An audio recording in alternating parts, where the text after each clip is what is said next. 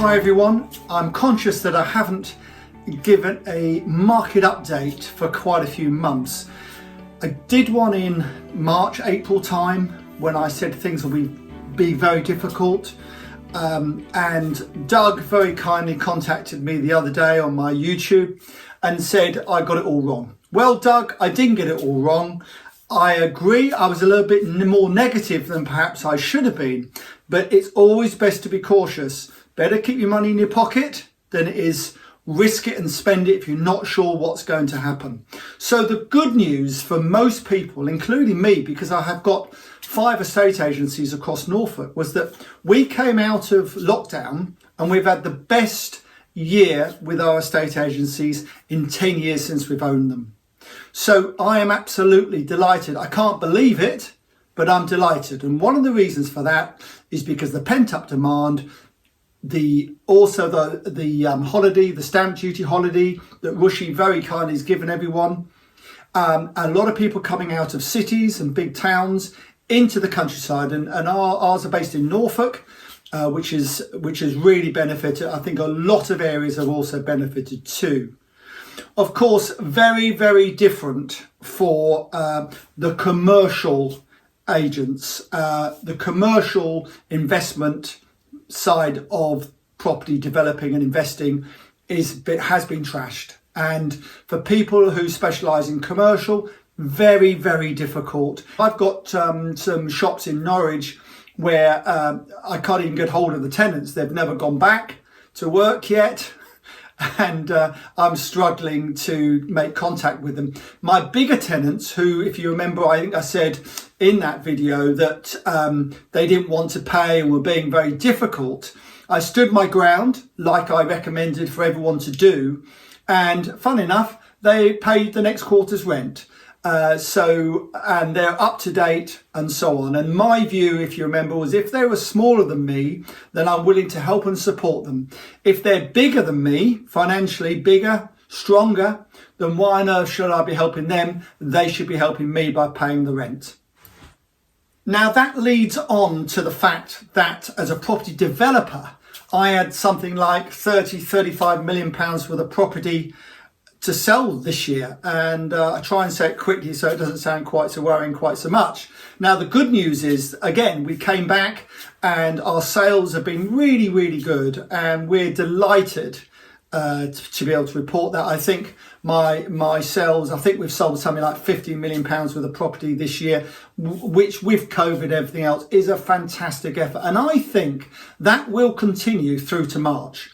Now the problem we have is this: if Rishi, this excellent Chancellor of the Exchequer, suddenly cuts the holiday period, gets rid of it even, then what will happen is they'll have a false market. So up till March, there'll be a panic for people to complete projects, complete sales and so on. And then after that, the market's going to slide away because everyone has bought early, if you like, rather than spread it over the year. And that's a big concern. And in 1988, the then Chancellor, I think it was Lawson, did the same thing on mortgage tax relief. But he gave something like 8 months notice, which was a disaster. Because what happened? Same thing. Everyone got on the bandwagon. Prices went up during that period of time. And I think March 1999 was the cut-off date. After that date, the market declined and we ended up in a property recession, and some areas went down 35%. Now, I'm not suggesting that's going to happen this time, and if Rishi is as bright as I think he is, he may alter the stamp duty holiday, but I don't think he's going to get rid of it. I also think that they're going to bring in 95% mortgages guaranteed by the government somehow, as well as obviously the Help to Buy continues next year. So I think the bottom of the market is going to need some stimulus, and I think this will give it the stimulus it requires. A lot of people are moving out of, as we said, expensive houses, downsizing. These people don't have a problem. They've got money. Some of them are my friends, although developers don't have many friends, of course. And what's happening is they're selling for 1.5 million, they're buying for 750,000. Does it matter if they get 1.4 million for their house or 1.35 in London if they're paying 750? No, it doesn't. They've had a great run in London in some of these other expensive areas. And they're moving into a cheaper area, retiring, deciding only to go to London twice a week, perhaps on the train rather than every day. So that market is, it's a very privileged market, and I don't really see that changing during the year, which is good news for estate agents like ours, Fine and Country, that specialise in expensive properties. So I don't see that happening. I see the problem being the bottom of the market, even with this stimulus, because if you're potentially going to lose your job or you've lost your job, and the Chancellor's saying 2.75 million people are going to be out of work, that may well end up to be 3.5 million for all we know. 300 billion he's spent on COVID alone. So big issues coming up, big challenges for the economy, and that has to have an effect of some sort. It has to. It cannot not have an effect when unemployment's going up and we're in a recession. So please be careful. Now I hear people saying, well, John, yes, but what? Well, a lot of people losing their jobs aren't the sort of people, unfortunately, who are likely to purchase a property next year. That is very true. Interest rates are incredibly low. That's very true. But at the moment, of course, building societies are cautious, and now they're lending less loan to value than they were earlier on in the year. Now that may change with some stimulus from the government next year. They might try and force these building societies and lending institutions to lend more loan to value. And in fact, the Nationwide, I think, announced 90% mortgages again recently. So we'll just have to see how that pans out. But I still think you ought to be cautious. Cautious is the name of the day at the moment. And, de-risk your deals. And when I mean de-risk your deals next year, this is after March. De-risk your deals. Because you need to work on high margin because you don't know what's going to happen. So high margin. So if you're working on 20% net profit, you need to be working on 25 to 30. And that's what I'm trying to do as well. Because then if it goes wrong, even if the market drops 30%, and I'm not suggesting it will, it might drop 5 or 10%, depending which area you're in. Because don't forget, it's a micro market. So as I've said, I think numerous times before, last time in 2008, 2009 recession, I've still got them, a big block in Brighton.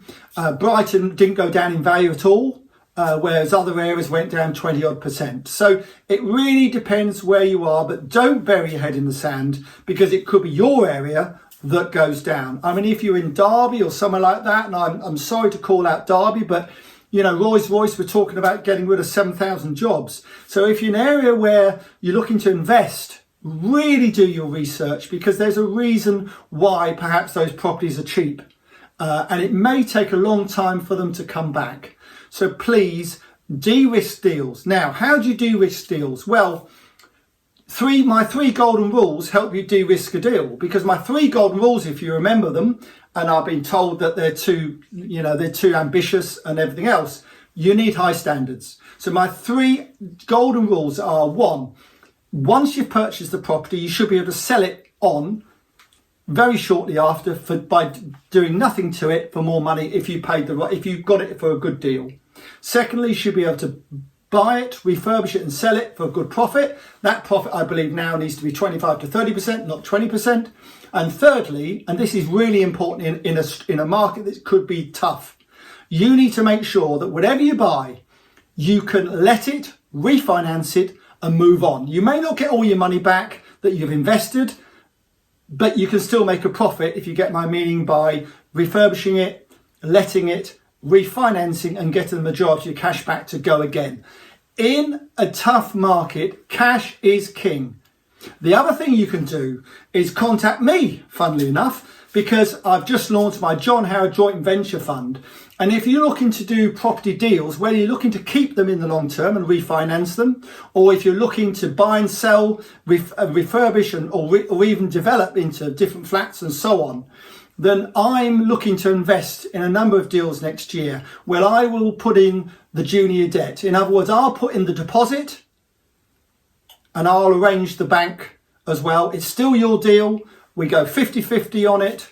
And you get the benefit of my experience during the process as well. If you want to do that, please go to johnhowardpropertyexpert.co.uk, where you can, there's an application form and also a brochure that explains in more detail what I'm trying to do. I think I also need to talk about commercial next year as well. So what's happened with commercial, we all know. The large department stores, a lot are going bust, a lot are in serious financial trouble. Not surprisingly, all we've really done is move forward 10 years, I think, in 8 or 10 months. And on the online, every time they have a lockdown, the online offering just gets stronger and stronger, doesn't it? So you can understand that. And for the big cities, this is really serious, really, really serious.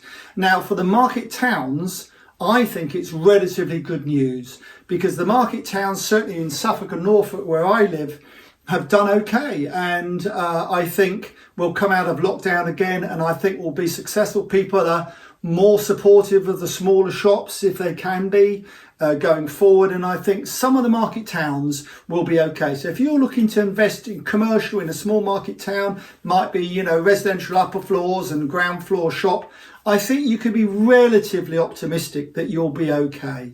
I think you will. Now, let's talk about London for a minute. My goodness, I was on the train doing my Property Summits event at Property TV with the other guys the other day, and I got the train from Colchester at 7:30 in the morning, and 4 people got on it with me. It's just unbelievable.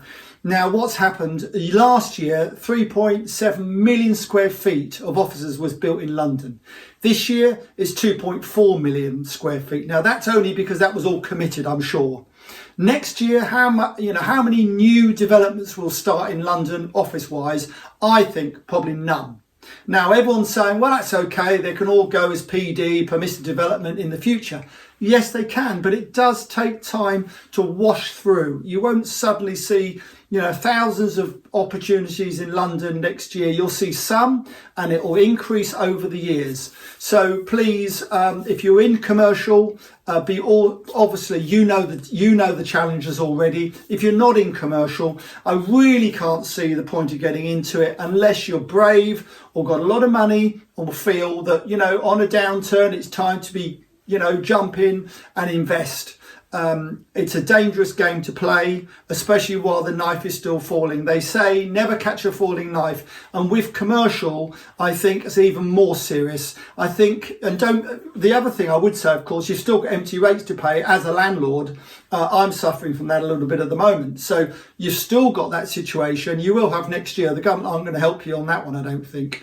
So, never catch a falling knife, commercially, especially at the moment. Residentially, I think because you've always got the benefit of being able to let it easily because of the shortage of housing in the UK, and that's not going away tomorrow. You've always got the ability to let it. I know rents in London have gone down, residential rents in London have gone down 14% this year. People are saying London prices haven't gone down residentially. I think they're going to if they haven't already. For next year, definitely. So for Doug's benefit, I will just finish by saying and reminding people of really the following. Doug, I didn't get it all wrong. I got most of it right. I was a little bit cautious, as you would be if you had some estate agencies at the time and had £35 million worth of property to sell, about the market. But I accept the fact that it's come back beyond any professional property person's dreams. It's come back. Now, depending what the Chancellor does in March will depend whether that continues further or not. Either way, it cannot be as good as it has been this year. So please, caution is the name of the game. I believe there'll be distressed stock available more towards the end of next year now, because some of these developers have had a reprieve because they've managed to sell their stock, which perhaps they wouldn't otherwise been able to do. And in fact, I have benefited from that because I bought a site for 1.8 million recently for my new bond. It's the John Howard Bond.co.uk, and we're looking for high net worth individuals to invest into a bond. It's on the Irish stock market. If anyone's interested as a high net worth individual, please go to that and you can see how you can invest in the next 5 years in some of my developments. We bought that because the bank had gone bankrupt. The builder had gone bankrupt, and it went to an auction and hadn't sold. So that's a prime example of what will be available much more next year. I mean, at the moment, I'm getting about one distressed deal a day come through to me. Most of them aren't good enough yet. The administrators or the receivers want too much money, but it's coming. You don't want to be in a rush. Just look at the auction market. The auction market was hot as hell when we came back from COVID lockdown this year, and I told people, sit on your hands, don't panic.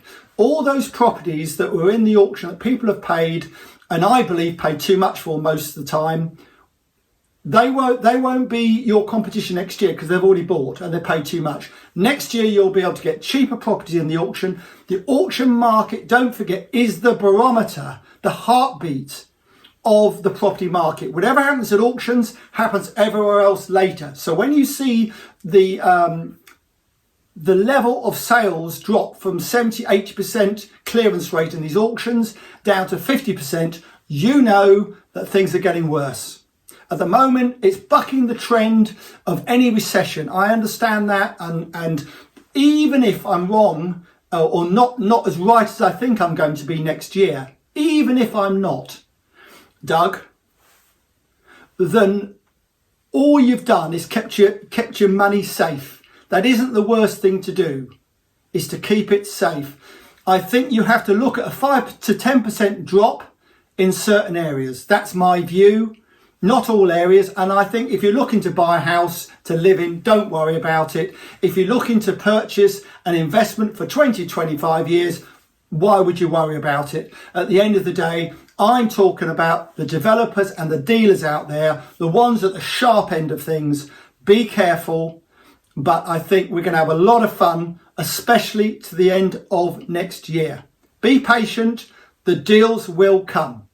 Now, while you're waiting for those deals to come, I have got my seminar starting next year again. I cancelled a couple this year because of COVID, obviously, but I'm told I can have up to 1,000 people indoors in tier 2. Now, I get between 6 and 10 people a day, so that's not a problem for me. But we start on the 11th, 12th and 13th of January at Supple House, St Albans. They're on my website, johnhowardpropertyexpert.co.uk. You can go there, you can book on them.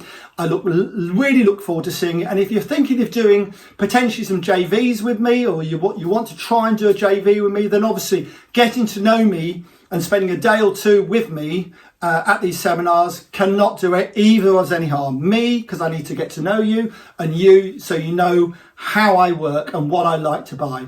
So good luck to everyone.